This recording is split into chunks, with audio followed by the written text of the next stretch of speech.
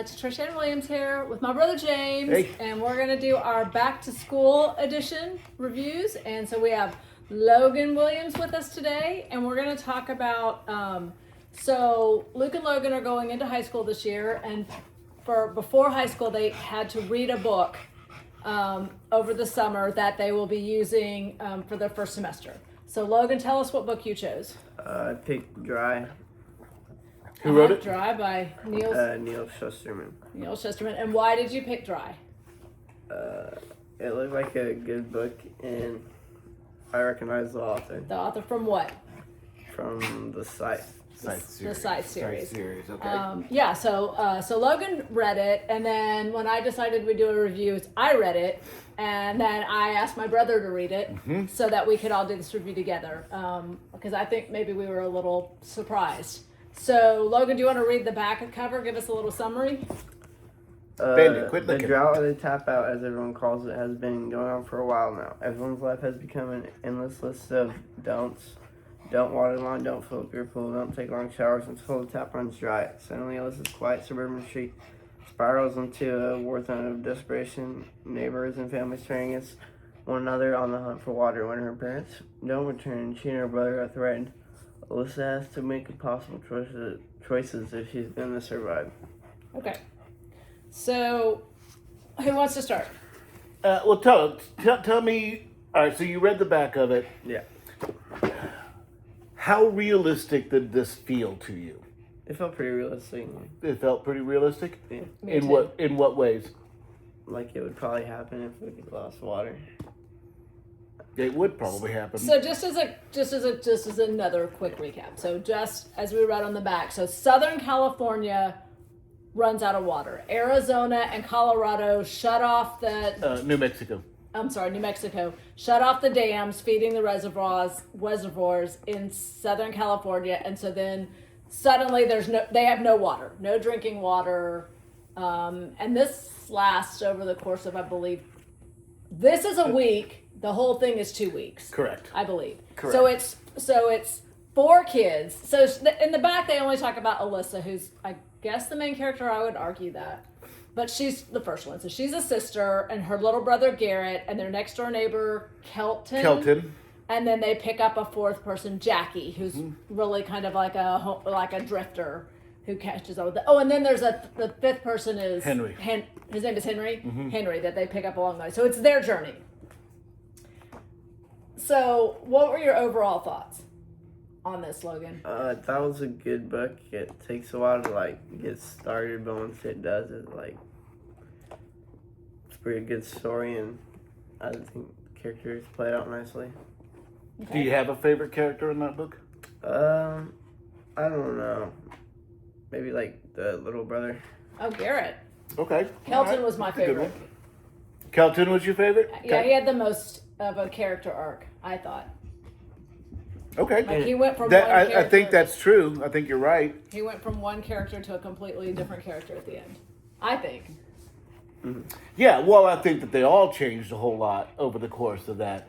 My favorite character probably was Jackie. Really? Yeah, and Amazing. only because I think that Alyssa was a little wishy-washy for me. Alyssa was me.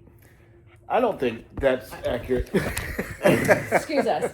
Pardon him. Pardon, excuse us. Henry didn't. They needed a He- protagonist. I know they did. or an antagonist. He didn't even show up until the book was halfway done, probably even later than that. But I was telling Logan, I was like, oh, look, I said Henry's, right in the middle, when I was in the middle, I was like, oh, Henry's kind of coming around. And Logan was like, not going to happen. I don't think so. Nope, not going to happen. Not going to happen. And it didn't happen. And even at the very end of it, when he just kept taking credit throughout his story, His character didn't change. His character He did learned not nothing change. from Right. that. So, But yeah, I liked Jackie just because I thought she's one of those where I feel like I have to be tough, to prove myself, and in order for us to survive, I have to be tough and mean to just to show that I'm the leader. When she realized at the end, no, at the end she still had to take care of herself. she had to take care of herself, but not really the group per se. So, Yeah. couple of things that Oh, well, what else do you have to say about it? I thought it was a good book. It was like really realistic and like a good example of I like. think it's a perfect school book.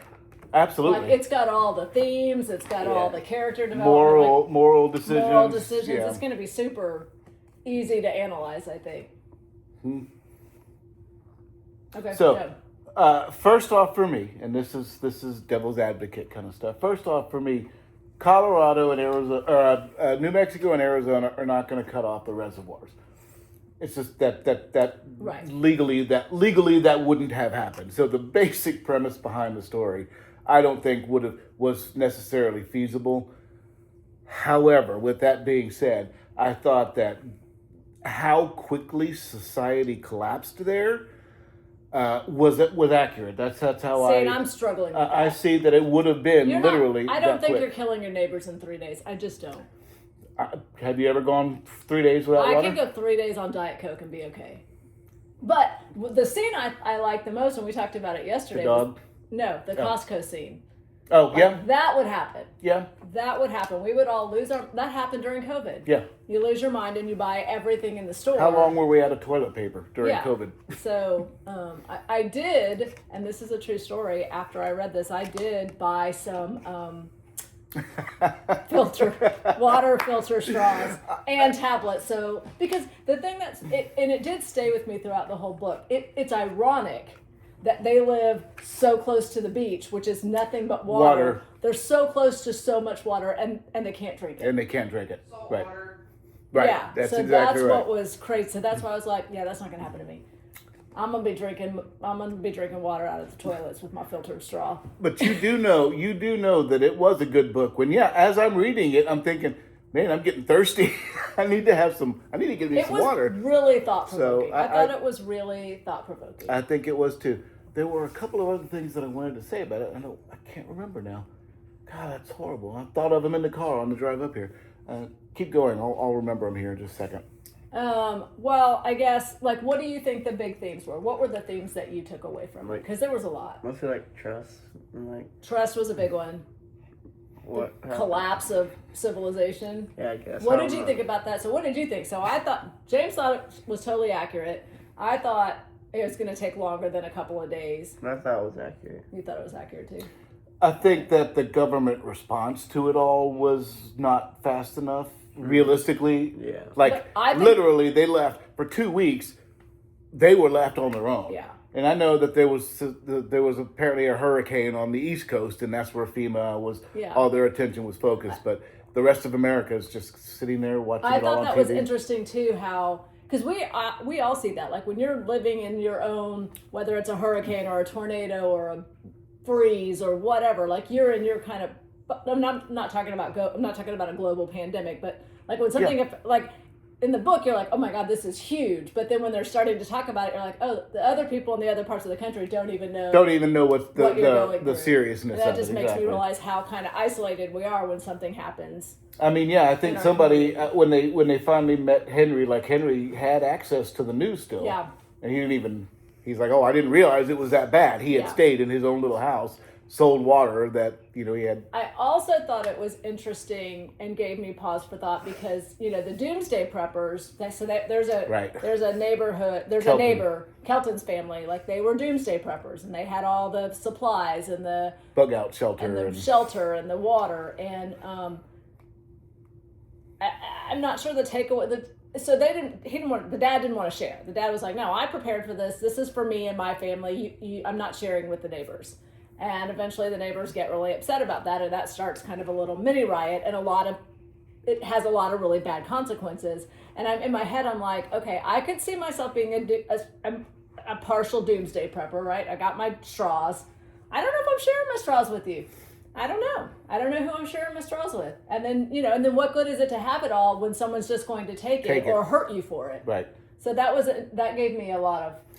During that whole little house invasion scene, it was kind of interesting how one of the neighbors comes in and he's all wild-eyed and he points a gun at Alyssa and then sees who it is and he's like, there's that slow little realization that, what am I doing here? It didn't stop him, but throughout the book, there were those slow little realizations like, what am I doing? Yeah. How is this even happening?